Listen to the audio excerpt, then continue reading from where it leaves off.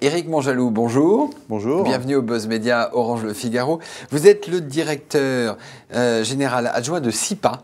SIPA, c'est la nouvelle agence de presse lancée en France par l'actionnaire allemand DAPD, qui est elle-même une agence de presse en Allemagne. Alors, on a l'impression, vous vous lancez en une agence de presse, les trois grandes agences de presse, dont l'AFP, ont été lancées au 19e siècle.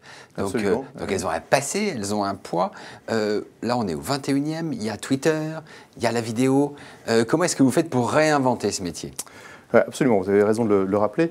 Aujourd'hui, notre projet, c'est de lancer une agence de presse généraliste, de qualité, qui soit nationale et internationale, et qui soit centrée véritablement sur les besoins de nos clients. Les grandes agences de presse généralistes, qui sont formidables par ailleurs, sont d'abord sur le produit. Nous, on veut d'abord répondre aux clients et aux besoins du client. Et effectivement, aujourd'hui, notre objectif est de créer l'agence de presse du 21e siècle.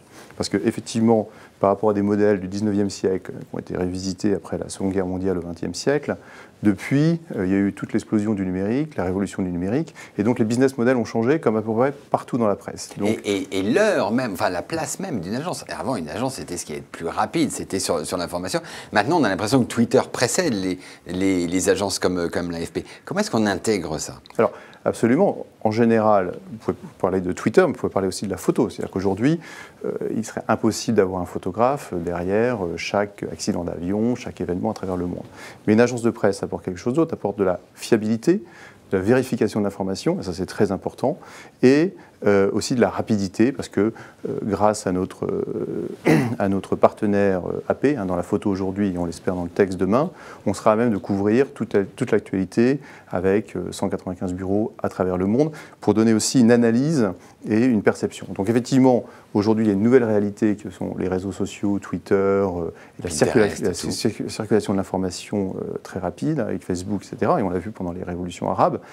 Mais il n'empêche qu'on a toujours besoin d'agences de presse pour vérifier et valider l'information. Mais vous avez raison de le préciser, agence de presse dit aussi refonte du modèle, avec aujourd'hui l'utilisation de tous ces réseaux et des moyens technologiques qui permettent d'avoir des coûts beaucoup plus maîtrisés. La deuxième grande tendance d'une agence de presse, c'est la prédominance de la vidéo. Et l'AFP va véritablement sur la vidéo. SIPA, c'est un nom ancien, c'est une agence photo mythique, donc c'est associé à l'image. Vous allez vers la vidéo également? Oui, absolument. Donc, comme je le disais, notre objectif est de créer une agence de presse généraliste. Et aujourd'hui, on ne peut pas concevoir une agence de presse qui ne soit pas plurimédia. C'est-à-dire qu'aujourd'hui, on ne pourrait pas concevoir une agence de presse qui soit viable économiquement si elle n'était que sur le texte, que sur la photo ou que sur la vidéo.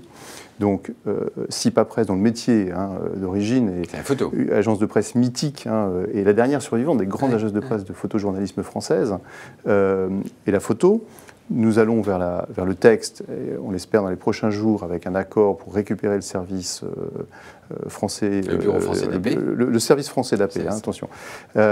Et dans un troisième temps, probablement d'ici la fin de l'année, mais on a déjà des discussions avec AP, première agence de presse vidéo au monde, pour faire une offre vidéo adaptée au marché français, notamment au web et au mobile.